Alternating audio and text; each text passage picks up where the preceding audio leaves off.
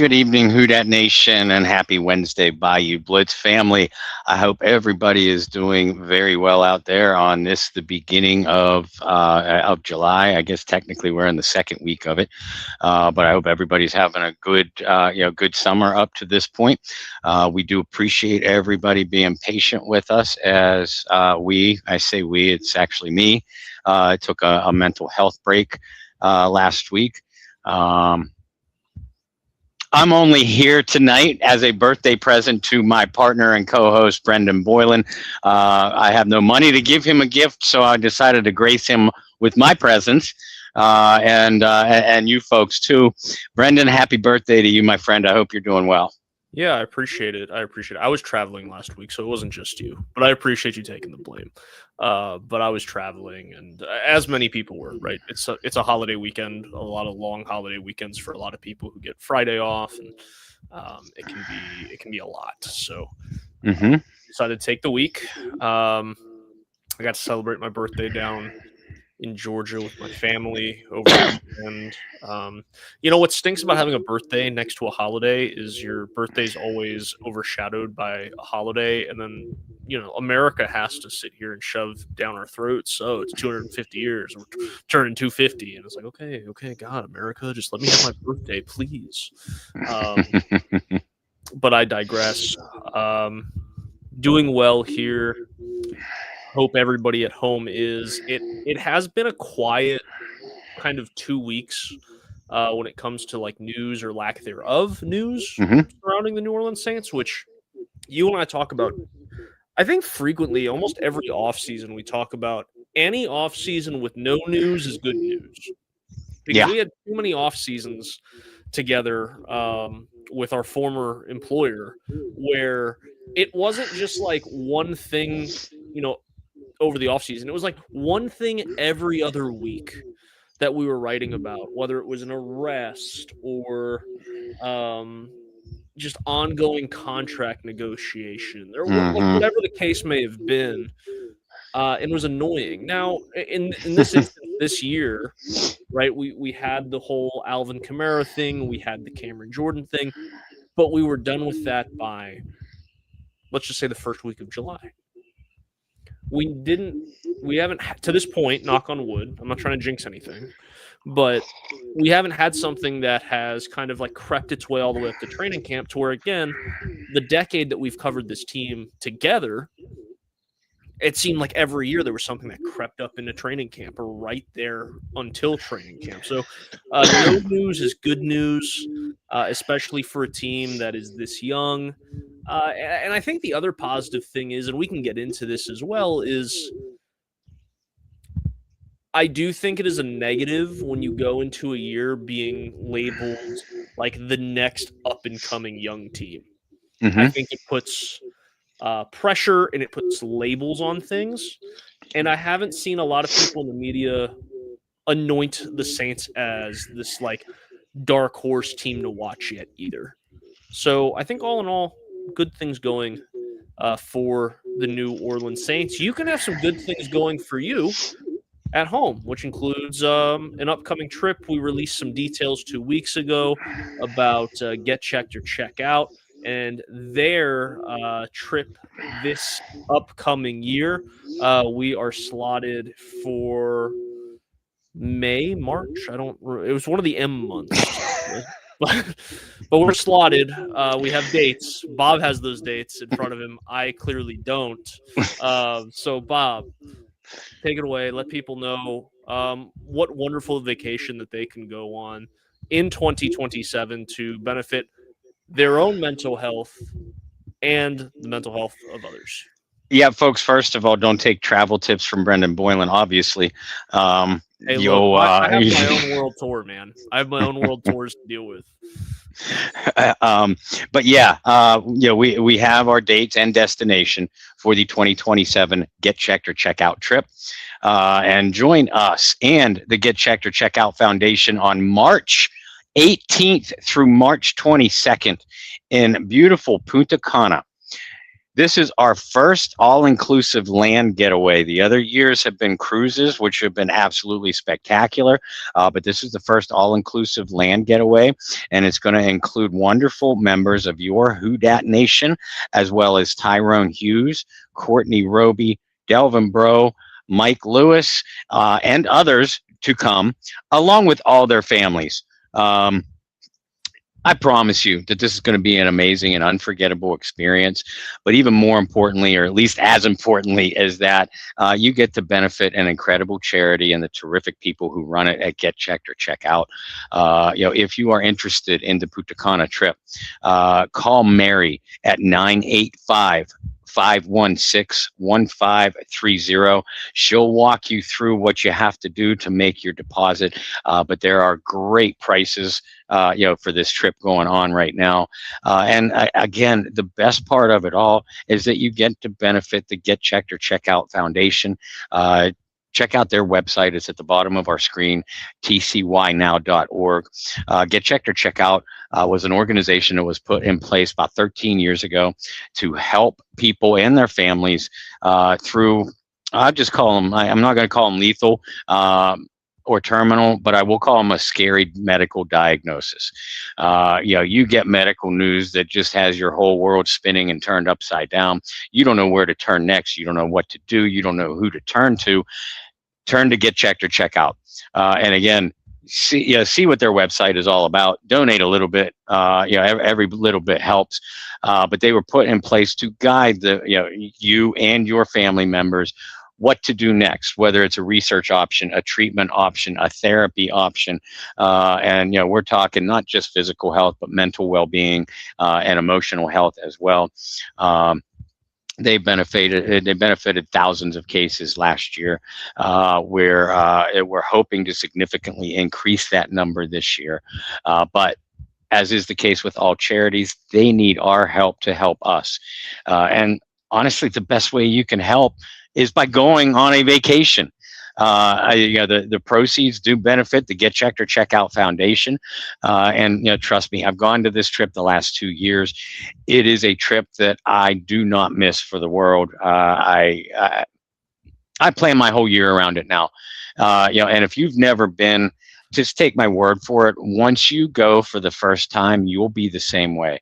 This is just a tremendous experience with tremendous people. It's a chance to meet these saints greats that I mentioned, and not just for specific times here, autograph session here or, Q&A session there. No, we're all hanging out together the entire trip.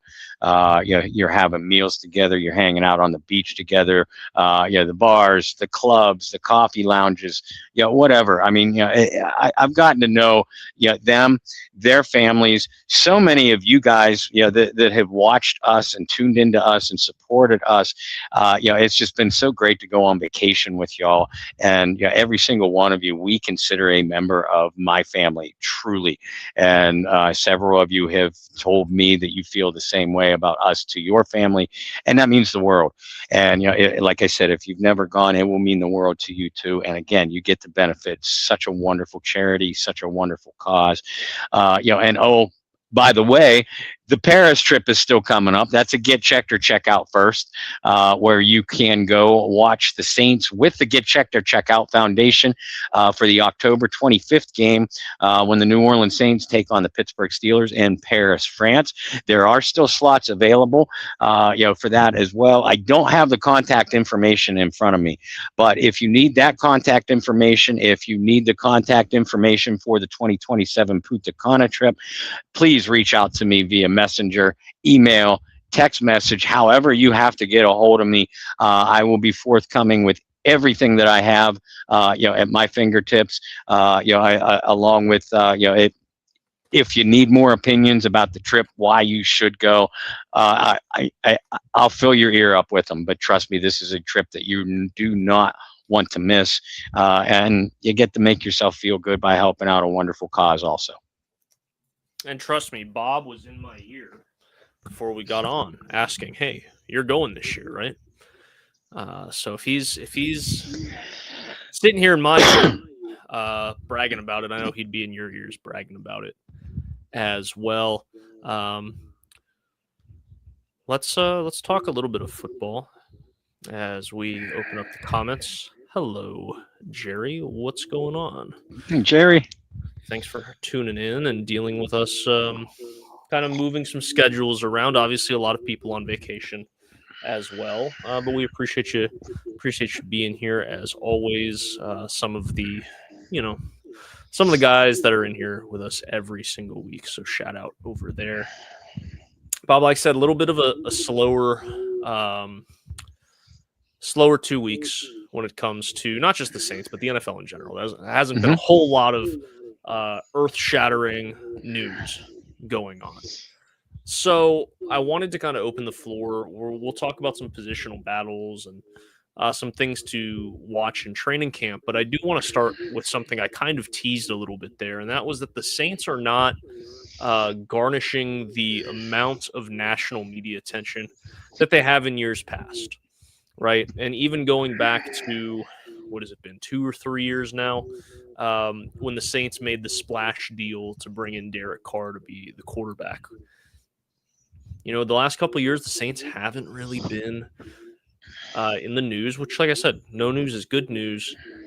But I did have a little bit of a hunch or an inkling that there would be some members of the national media who looked at how the Saints ended last year, and you'd have a couple pundits or talking heads say, oh, the Saints could be the team to watch this year, particularly in a division that doesn't have a team that you can point at and say, hey, these guys are going to run away with the division. It's been like that for many years, but I think it's more open than ever, considering some of the moves that have happened over the last few months. Bob, are you surprised that the national media hasn't latched on to some of the early Saints bandwagon? Am I surprised? No, because it's the national media. And Sure. they have always overlooked the New Orleans Saints whenever is absolutely possible to them, and you don't have a Drew Brees who somehow, as iconic as Brees is, somehow was still underrated throughout his career when it comes to the national media, publicity, etc. But I don't want to get too much off on a tangent about that because that would take the rest of the show. And the bottom line is New Orleans really, it's not a mega media center. And even more so specifically to the Saints, they don't have that one player that the national media wants to prop up as the next great thing yet. Now, that might still happen, but it hasn't happened yet, at least in their eyes.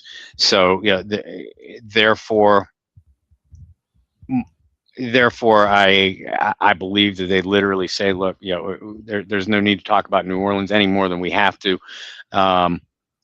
Let's focus on this team or that player or this team. And again, that's the way it's always been. Now you have had some national pundits come out specifically in the last couple of days, highlighting as the Saints as a team to watch, at least in the NFC South, if not the conference, or talking about Tyler Shuck. Hey, if he's ready to take a big step in his development, that Saints might be a team to watch out for. But again, for the most part, New Orleans continues to fly under the radar, as I suspect they will until they have a breakout season. And I think you're right. I think that I should probably put my own face on the screen. I do just think that there is a little bit of a surprise, and maybe it's just because of the location that I'm in. But I remember this time last year, there were a lot of people pointing towards Carolina and the moves that they had made in free agency and the draft that they had, and saying, hey, guys, this could be a dark horse team in the division, maybe even make a little bit of a playoff run. And again, because of the way that the Saints finished last year, and they have everybody loves the flashy new toy, right? Everybody loves the new car on the lot. And every year we have new cars that come out. I'm kind of making the analogy to the NFL draft. So you have Shuck, you have this quarterback. He's going to be the next big thing. And there was a couple weeks where it felt like some of the national media was going that way. Hey, look what the Saints have in this guy. But that quickly died out when the season did, which I'm a little surprised about. And I think that's where I'm at. So I am a little surprised. But I do, again, think it's a good thing, because when you start putting labels and you start having expectations, especially for a team as young as the Saints, sometimes you can see all of that growth and development kind of crumble under expectations. I would rather be the team that has zero expectations and see what happens with this group. Well, and it could be a motivating factor too within that locker room. Sure. For the and not just these young players, but the veterans who have tasted some success. The Alvin Kamara's, the Eric McCoys, certainly the Cam Jordans, Caden Ellis. Now that he's back, guys, let's use this as motivation. They don't want to talk about us. Let's give them something to talk about. Now, again, that won't happen. And until the games count for real. But it can be an extra motivating factor. Now, if you need that to motivate you to play well or do well, then maybe you need to get on with life's work. But it can be a little bit extra boost for that team. Yeah. We'll see what kind of boosts that some of these guys get with some of the players that were brought into training camp to compete for their positions as well. I'm not sure where you want to start. I think there are a lot of good opportunities to talk about certain spots. I think I want to start at wide receiver. And I think the reason I want to start is, who number one is. Mm-hmm. Number two should be Jordan Tyson. Mm-hmm. But how many years now have we talked about the Saints have 1 and 2, and then after that, I don't know. Yeah, I don't really know who's going to step up and be the third or the fourth guy. I think you can go back. I guess you can go far enough back to Chris Olave, Michael Thomas. Those years where it was supposed to be Jarvis Landry, or it was supposed to be this guy, and it just never panned out. And then you had Olave, Shaheed, and then whoever was after that. So we've had this issue for a while. The Saints have brought in some interesting guys. Obviously, Vele had a 3-week stretch that got people really excited before his season ended. Bryce Lance was a guy that the Saints drafted and maybe surprised some people that the Saints took him where they did. But that's a guy that you draft to bring in to develop. There's a couple guys where the Saints could really attempt to value wide receiver depth, which made the Saints so unique for so many years. And I do think that Drew Brees and the greatness of Drew Brees really highlighted some of those guys. But look, everybody wants to go back to the glory days, right? And say, okay, well, look at 2009. Look at all the receivers on that roster. Go to 2011. Look at all the receivers on that roster, though, for the most part, they were the same. Or even 17, 18, 19, 20, and look at the different guys that the Saints had that could come in and contribute and make plays. You and I love pointing to that game where Drew threw, multiple touchdown passes, and every single receiver was an undrafted player, right? The Saints haven't had depth like that in a long time. And I think this is an opportunity to kind of grow towards that. Yeah, and for the first time in a long time, you and I are both excited about the receiver room. I agree with you. I don't think that there's any debate. I like the guys we have in the room. Right. I like the guys we have in the room. I don't think that there's any debate that Chris Olave is going to be the number one receiver. There shouldn't be much debate that Jordan Tyson is at least expected to be the number 2 receiver. I mean, that's what you don't draft a guy in the top 10. Unless they come with those expectations, and if Tyson is as talented and productive as he was at Arizona State, He could conceivably push Olave, for the number one target. And that would be a good problem to have if that happens. But I know you're focused on depth here. Devon Vele has to be the favorite for the number 3 spot, or at least the number 2 spot until Tyson is ready to step from 3 to 2. And I like Vele. I like the acquisition of him, but I keep telling people, and I kept telling people even before the draft, do not sleep on Jalen Polk. And I know Polk had some nice 7-on-7 practices through mini camp and OTAs. I'm not going to pat myself on the back for that just yet. He has to do it not just through training camp and preseason, but into the regular season too. My point is, this is a former second-round draft choice, so it pretty highly regarded. That was in a bad situation, all the way around in New England. The Saints got on a cheap, and you know that he interested New Orleans because they traded for him, knowing he was going to miss the 2025 season. Mm-hmm. So that tells me that Kellen Moore saw something that he liked. Now Polk again will have to translate that to the field, but I expect I'm not counting out Bryce Lance. Don't get me wrong, and I do give a dark horse shot to a 6th round pick, Barry Brown. And I'm not completely overlooking Mason Tipton either, or Trey Palmer for that matter. A speedy guy in his own right. But I got to believe that the number 3 receiver battle is going to be between Jalen Polk and Devon Vele. And I'm hoping that whoever gets the nod doesn't get it by default, but gets it because he earned it, and earned it by getting pushed by the other guys on the depth chart behind him. Because again, that's a good problem to have. And both Polk and Vele are big targets, work the intermediate parts of the field very, very well. Sure hands, use their body to shield, to defend. They're very similar types of receivers. They won't give you a lot after the catch, but they'll be a move the chains guy, a guy that's going to make catches for you in traffic, and a player that that could develop into a security blanket, for Tyler Shuck. Something any quarterback loves, but especially a young quarterback. Yeah. And you've been on the Polk train for a long time, and I credit you for that because, like you said, there are a lot of people that have just forgotten that the Saints acquired him.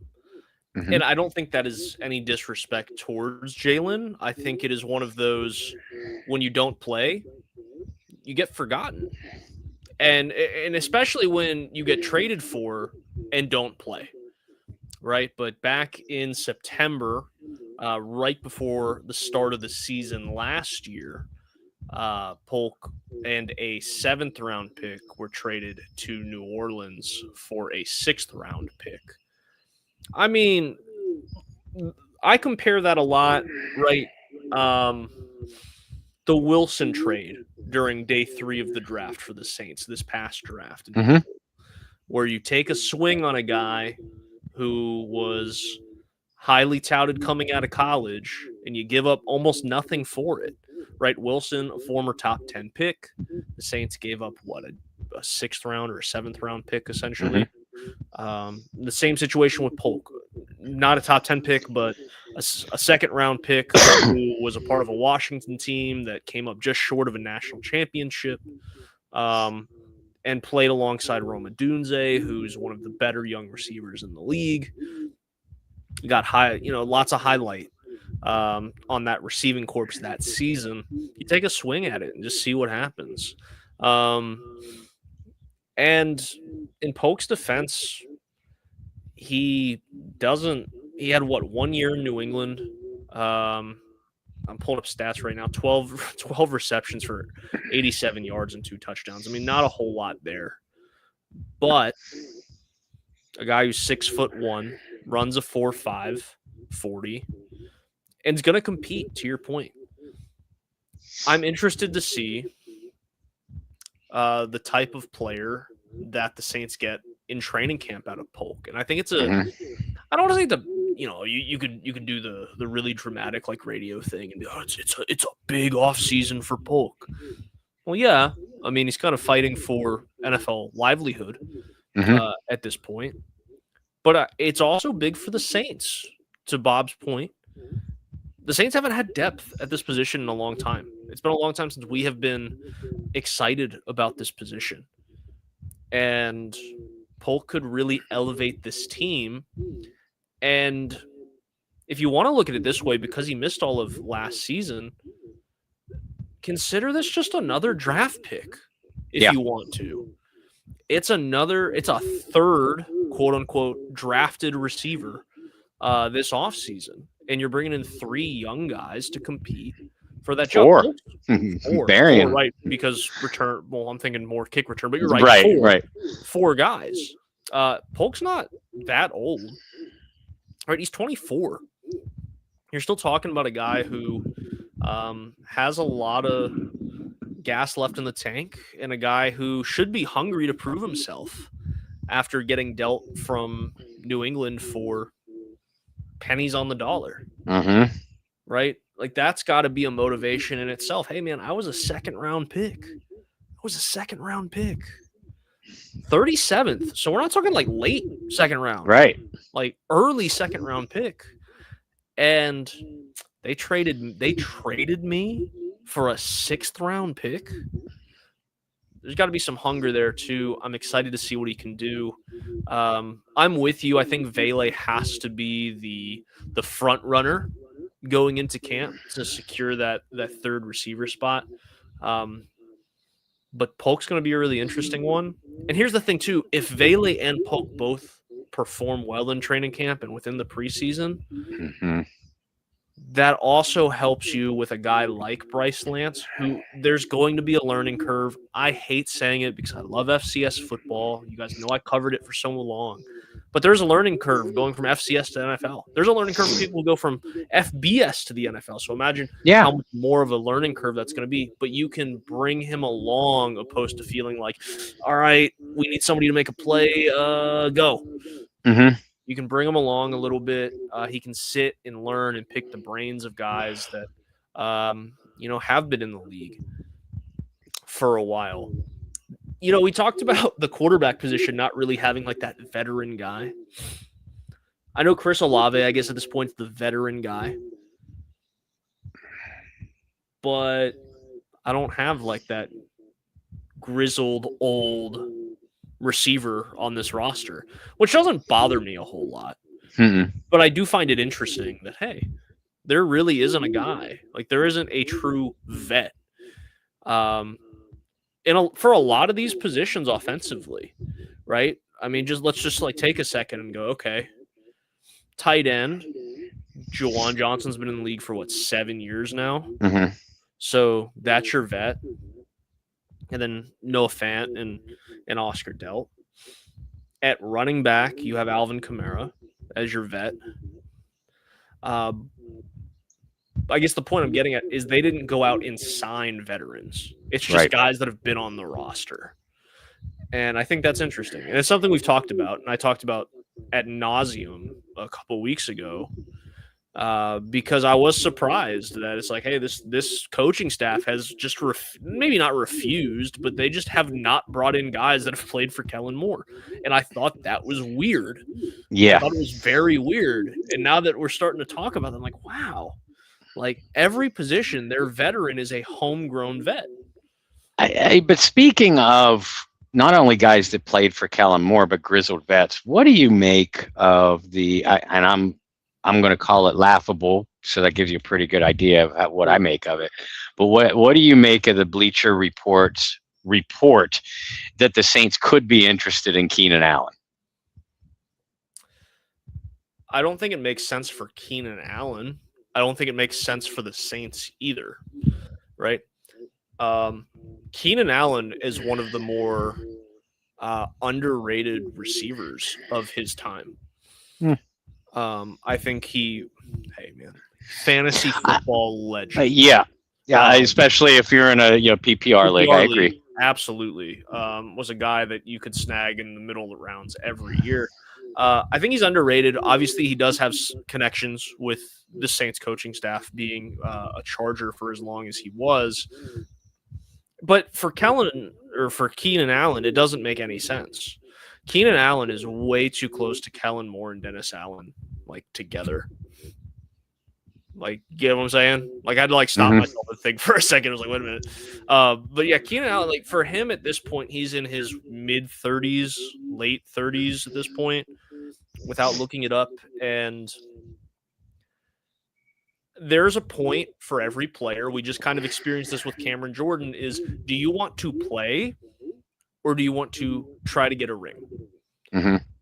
Well, for Keenan Allen, he wouldn't get either opportunity in New Orleans because he wouldn't play over some of these guys. Or at least you would hope he doesn't play over some of these guys. That means those guys did their jobs and beat them out in camp. But two, no disrespect to the Saints, but the Saints aren't competing for a Super Bowl next year on paper. So for Keenan, it's like, well, if you got to pick one, you're not getting either in New Orleans. So, like, I don't make a whole lot of it. I don't think it makes much sense outside of the – I'm going to make a basketball reference, but unless you're doing what Udonis Haslem did for so many years with the Miami Heat, where he was rostered and appeared in, like, 2 games a season because he was essentially just another coach that they were paying as a rostered player. If you're doing that, sure. I mean, okay, why not? But it just doesn't make a whole lot of sense. So I don't make much of it. Also, it's Bleacher Report. Exactly. The other thing that really frustrates me, side rant on Bleacher Report, is they'll put out an article like every month. Sometimes it's every 2 weeks. Of like trades we want to see, or like best trade for this team. Mm-hmm.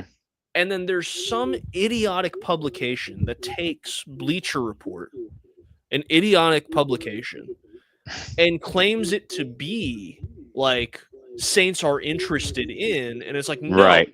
Bleacher was just, here's 30 trades we want to see. Or whatever. It's like that's not the Saints having interest in anything. That is just someone at home playing with the trade machine on ESPN.com. Yeah. And just going, I wonder if this could work. And yeah, because personally, the pairing of Keenan and the Saints might have made a little bit of sense pre-draft. Not just because of the familiarity with Kellen Moore and the way he wants to run his offense, but you finished last season with Ronnie Bell, Kevin Austin, Dante Pettis, and Mason Tipton. Dante Pettis for like the 100th time. Yeah, right. And I mean, Moore to me, and this, by the way, this is also why I don't count out Austin or Tipton, and I think Pettis is still on the roster too. I don't count those guys out for roster spots, but there's a reason why Kellen Moore drafted Jordan Tyson, Bryce Lance, and Barrion Brown, knowing he was going to have Jalen Polk and Trey Palmer come back from injury. That's 5 new additions to your receiving core. You do not do that if you have confidence in Ronnie Bell, Kevin Austin, Dante Pettis, or Mason Tipton. You do not do that if you think to yourself, you know what? If Keenan Allen is still there before training camp, I might sign him. So I think it's 0 chance of happening. Now, we get into mid and late August. Keenan Allen is somehow still out there. There's some, knock on wood, injuries in the receiving core, or the guys the young guys just haven't progressed how the coaching staff wanted them to, through the training camp and early portions of preseason. Then maybe you bring in a veteran, to at least kind of guide, soften the curve, for these young players. But if you're Kellen Moore, you don't draft 3 wide receivers. And knowing that you have 2 coming back, from season-ending injuries, if you have any interest in Keenan Allen or any confidence in the guys outside of Chris Olave that finished with your team last year. Yeah, no, very well said. Very well said. And this is another year where you brought up like just that, right? A Bleacher Report with Keenan Allen. We haven't had a whole lot of guys linked to New Orleans lately. In comparison to years past. And again, this is me talking from the standpoint of, being in the trenches, if you will, with you all of those off seasons where it was like any of us would get a lead on something and you would run with it. There hasn't been a whole lot of anything. No, even with Kamara, who we were both saying from the start, look, settle down.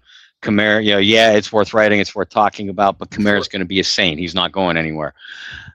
But even with all the wild speculation among fans, even the media in the speculation angle of is Kamara going to be a saint, there wasn't any wild Kamara's about to be traded to this team or released and picked up by that team. There wasn't a lot of that, and I'm pleasantly surprised by that because I didn't want to write about it and I didn't want to talk about it. But yeah, I agree with that point completely. Yeah, there hasn't been a whole lot of anything. Continuing in positional battles, we'll just do offense today. We'll do offense today. We'll do defense next week. Kind of fair. I don't think there's a whole lot to talk about quarterback, right? It's Shuck. But there is that conversation on you bring in Zach Wilson, you have Spencer Rattler. So Rattler is the front runner, I would imagine, to be the backup quarterback. So I'm going to pose this question to you because this is the one that has been posed about the position, is if Rattler has a good off season, if he has a good camp, if he performs well in the preseason, do you entertain trading Spencer Rattler? And if the answer is yes, at what price point do you feel comfortable trading him? The only reason the answer would be yes for me, is if another team wanted to pay to pay the premium of bringing him in, Rattler, that is, as a starter, be it bridge starter or not, because the price tag goes up. And I'd only double down on that yes if Zach Wilson had played well enough to make me think, if I'm Kellen Moore, to make me think, if I deal Rattler and God forbid Shuck goes down for a few games, can Wilson win games? Is he good enough with the team that I have to win a few games and keep our heads above water? Those two yeses, those two ifs would be the only way that I'd entertain it. Otherwise, I look at it this way: if Rattler has a good camp, and Wilson doesn't, if Zach Wilson is what Zach Wilson has always been, and Rattler has a solid camp, interest or not, unless somebody blows me away with a trade offer, I need a competent backup in case I have to turn to him. I can always trade Rattler the following offseason with the caveat, hey, you guys saw how well he played last year. Give me a spitball and 4th round pick for him or something like that. But unless somebody blows me away with a trade offer, I can't see a scenario where Spencer Rattler would get moved this training camp. Okay. I think for me, as someone who was really excited when they drafted, Spencer Rattler, and I wish the Spencer Rattler experience went a little bit better. If someone were to throw a 3rd round pick or better, I think that's a blow me away offer to me. A day 2 pick. I think that's where it would be like, okay, I don't see his value getting any higher. Obviously, when you're not starting, it's hard to do that. Mm-hmm. Unless you spot start a few games and you play very well. whether it be injury or whatever the case may be. Saints fans, i.e., Teddy Bridgewater, right? When you do something like that, even if it's a few games, your price tag is going to go up. The other thing too is I just think if there's a situation where someone loses their starter and they're freaking out and they're searching trade markets for a competent starter, I think there are other options that are going to be more attractive or better. Mac Jones comes to mind. Yeah. As a guy who started a handful of games last year for San Francisco. Yeah. Garoppolo, Joe Flacco, whoever doesn't win the battle in Atlanta between Tua and Penix. Minnesota's Cleveland has Dylan Gabriel has 17 quarterbacks, right? I don't see a team particularly doing it because of the contract, but you look at Cleveland with what is Deshaun Watson at this point? He's not starting for them, but if someone gets desperate enough, is there hey, if you guys eat a chunk of the salary, we'll take on this much salary and we'll give you whatever, right? I think there are just more attractive options than Spencer Rattler if someone were to get in that situation. So that's why I say if somebody throws you a day 2 pick, a 3rd round pick, whatever, I think at that point maybe. I'm still not thrilled about Zach Wilson being like the grown up in the room, if you will. No. So take that as you will. Running back's interesting. Yes. Running back's interesting, not because of the top. It's not. I mean, it is top heavy, right? With Achane and Alvin Kamara, but then after that, it's like okay, there's a lot of names here that I like. Right? Devin Neal's a guy we both like, and he ran hard last year, and ended up with a season-ending injury. Found the end zone last year as well. Yeah, that's right. So you have a guy like that. You have Kendre Miller, who I might be the only human being in the world that still has stock in Kendre.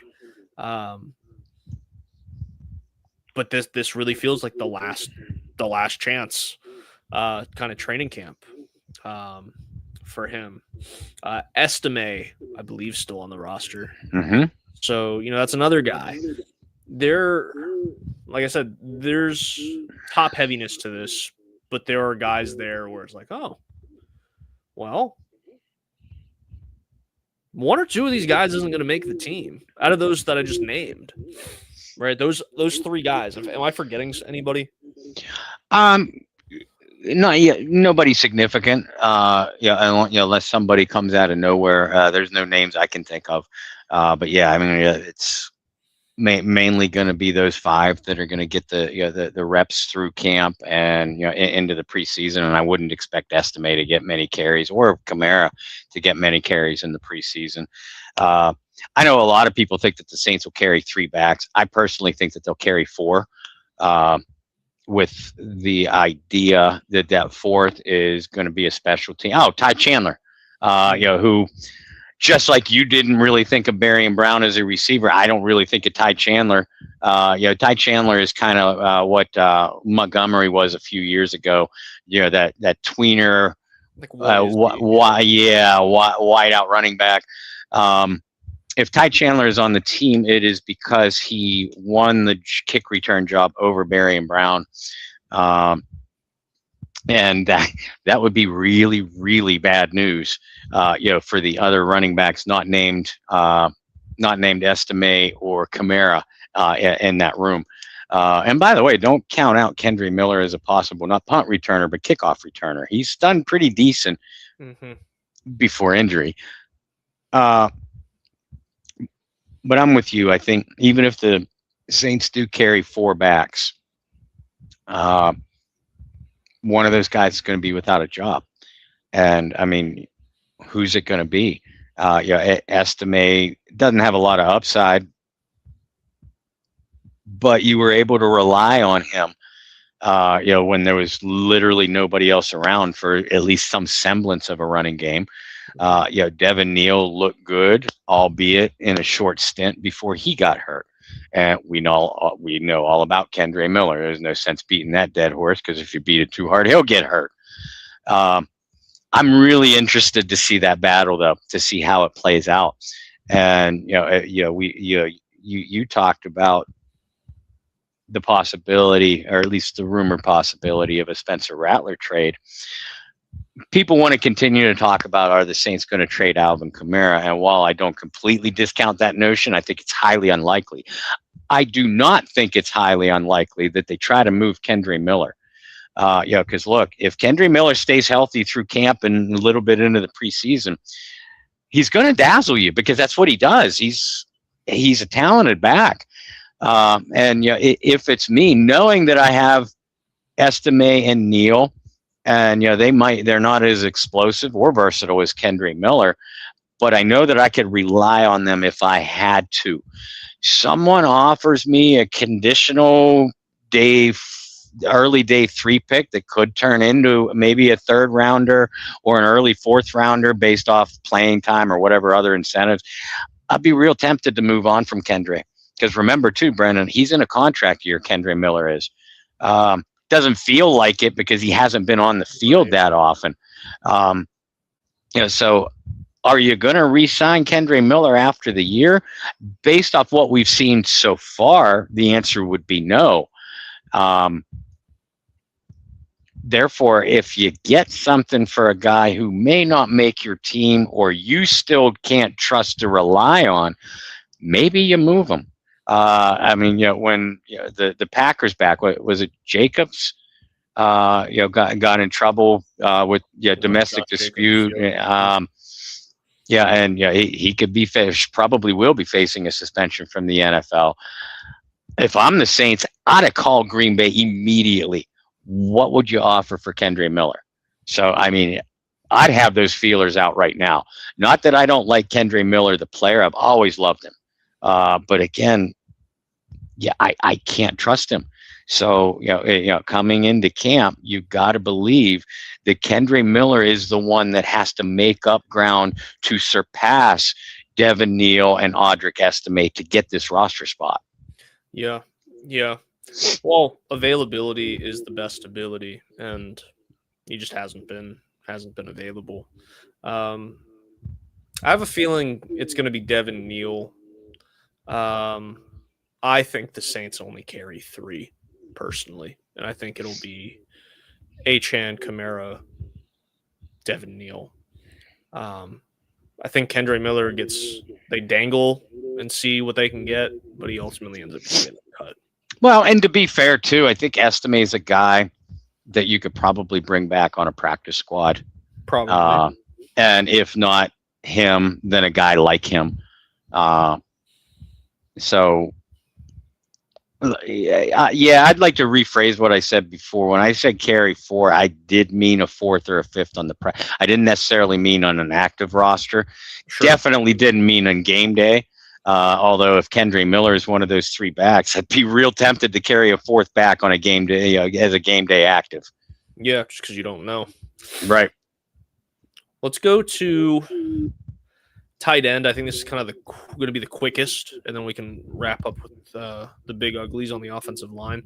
Tight end, I think we were all a little surprised when the Saints took Oscar Delp, considering bringing in Noah Fant. Not saying that Delp is not talented, because he is very, very talented. And of course, being at Georgia, you're automatically going to get the comparison, like, oh, is he the next Brock Bowers? Which completely different guys. Yeah, he's not, folks.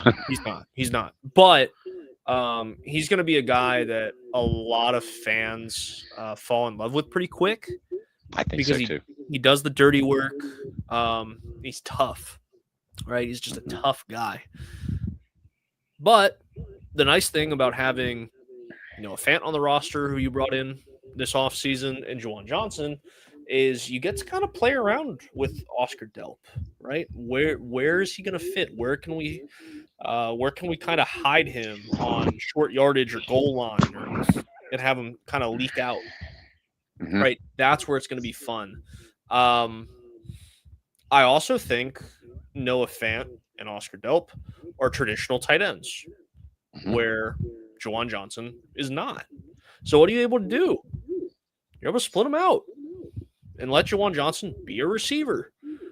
The things that he's good at, right? I think that's powerful.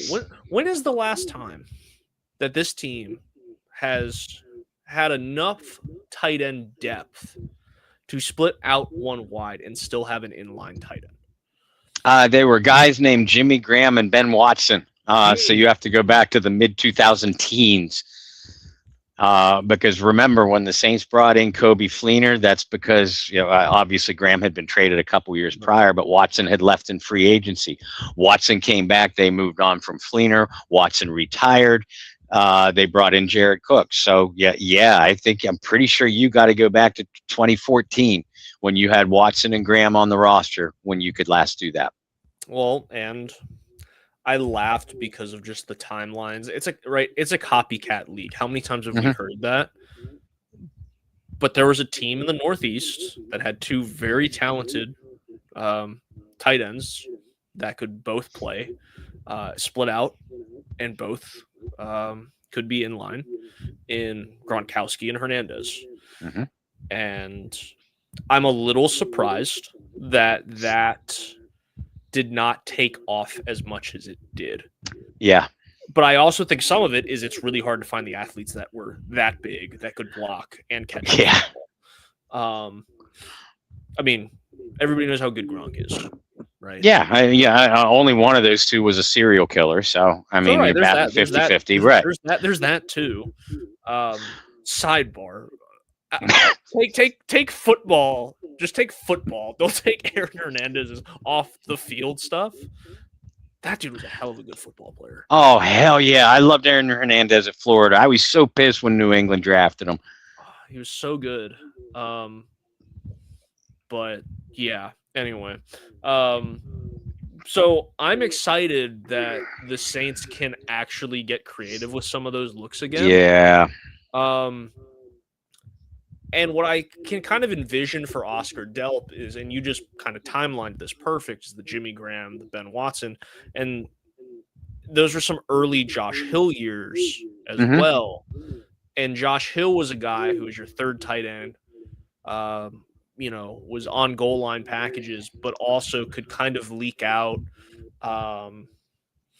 wide receiver, like backside tight end screens to Josh Hill, backside screens to Oscar Delp. I can envision all of that. And listen, I mean no Josh Hill disrespect. He was great at what he did. But you are talking about, with Fant, Juwan, and Delp, you are talking about three legitimate downfield receiving threats. Yes. And that's not something that you've had ever in New Orleans with three tight ends and rarely with two. So I not only think it opens up things for Juwan Johnson as a receiver, I think that the three could feed off of each other. Because you double team, if you go big or 13 package, if you want to call it that, and all three tight ends are on the field at the same time. You're probably only running one, if any, wide receivers. So if you double anybody in coverage, it's probably going to be Juwan, right? You do that at your own risk because Noah Fant will make plays down the field. I think Oscar Delp is going to show us he can make plays down the field. Delp is at least he was at Georgia, a very good motion tight end, underrated as an H-back. I think that we'll see him do a little bit of that. Fant has played mostly inline tight end, but he's been known to line up out wide or in the slot as well. All three of them give so much versatility to what Kellen Moore can do with them, not only individually, but together, either as a duo or a trio when on the field at the same time. Yeah, I think it's going to be a lot of fun, personally. Like you said, I think it opens up the offense, and I'd love to see Kellen get creative with those three guys. And, of course, those two guys in the backfield as well. Do you want to close with offensive line? I don't really see any starting position battles. No, I mean, we'd love to see Cesar Ruiz off this team But I think your starting five, injury aside, it's pretty simple. Fuaga, Banks are going to be your tackles. David Edwards going to be your left guard. McCoy's going to be your center, and the garbage heap wearing number 51 is going to be your right guard. The competition I'm going to be looking at is the quality of depth. Jeremiah Wright was a right, and have needed desperately. Jeremiah Wright. He played right guard throughout his career at Auburn, so I'm watching that. I don't think he'll knock off Ruiz this year, but if he develops pretty quickly, this time next year we could be talking about either a new right guard or certainly a legitimate competition. Torricelli Simpkins, I thought played pretty well. When he filled in for Ruiz. As a matter of fact, I was campaigning. I'm like, why would you give Ruiz his starting job back? Simpkins played really well in 2 or 3 games. And then down the stretch, Barry Wesley stepped in and played pretty well also when injuries continued to ravage the front. Simpkins can also double down as a center. So I'm keeping an eye on that. And is at Radunz, who I thought really struggled last year, when he was a starter. But we know that he's potentially a quality offensive lineman who could play both guard spots. Who's going to be your top guys out of that? Who's going to emerge as your third tackle? Is it Heron, the undrafted rookie from Maryland? Is it one of those other guys, that can play both tackle or guard? When the starters take a seat, or the number one, whoever opens up the preseason games takes a seat, I'm going to be watching real closely at that second and third team offensive line. Yeah. Well, we've said it for a while, is, on paper, the Saints offensive line has the potential to be one of the better groups in the league. Mm-hmm. The problem was none of them could all stay healthy at the same time. And there was no depth at all. I mean, to their defense, they've tried to draft guys, but they also got hurt. I'm looking at a guy like Nick Saldiveri, could never get healthy. That was a guy that I think both of us were excited for. Just as a potential, hey, this guy could be a guy who could play multiple positions and be helpful and spot start and this and that. So I'm going to be looking for that as well. Bob, been a little quiet lately in terms of the news, but you're still pumping articles out. You got your countdown to kickoff, which is always a fun. It's always a fun write. I did that one year. That's a fun one. So where can people follow you in your work and keep up as training camp dates have been officially announced? Saints training camp kicks off the 28th of July with closed practices. The open public practices begin on Thursday, July the 30th. Admission is free, but you must reserve tickets in advance. It's been that way for a while, but just in case you didn't know, that's the way it is now. I remember this. I remember where I went to high school is the same town that the Saints' arch nemesis moved to, their headquarters. So I remember being able to go for 8 a.m. practice, first thing in the morning, right after Vic and his legal. We're just talking about legal trouble guys today. After Vic, and I might have been one of 30 people watching 8 a.m. practice for the Atlanta Falcons. That was pre-Matt Ryan too. So that was Chris Redman.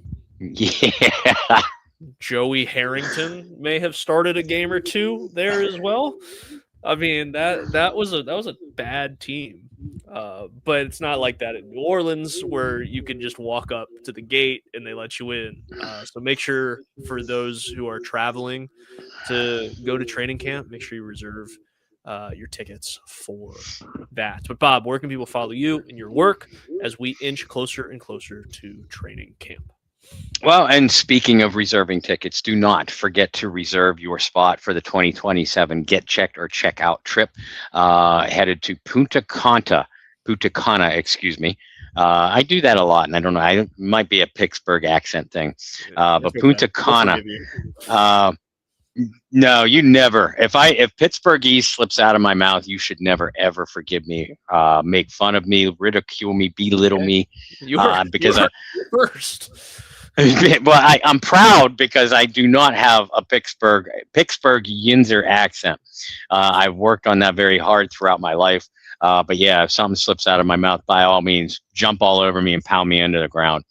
But before you do, make sure before you belittle Bob, make sure you reserve your spot for the 2027 Get Checked or Check Out trip to Punta Cana, March 18th through the 22nd. Contact Mary at 985-516-1530. Tell them that Bob and Brendan and the Bayou Blitz referred you. She will definitely take great care of you. And like I said, if you need more specific information from me, do not hesitate to reach out, not only for the Punta Cana trip, but the upcoming trip to Paris, also sponsored by Get Checked or Check Out. And in the meantime, have a swing at that website at the bottom of your screen, tcynow.org. Check out what they're all about. Donate a little bit. But again, as we always say, the best way to donate to the cause is by treating yourself to a vacation. I want to see all of you there, and a bunch of new people also. I don't want to say insistent, but it's just a little bit shy of that. I want to see more of you on this trip. I love every single person that I see every year, but I need to see more. We need to see more of you. And if you can swing it, and believe me, there are great financial deals for these packages. Again, I'd be happy to talk to you about it. Mary would be happy to talk to you about it too. If you can swing it, you need to take this trip. It needs to be a part of your life. But on that note, I do continue to write for the Saints Wire and the wonderful people over there.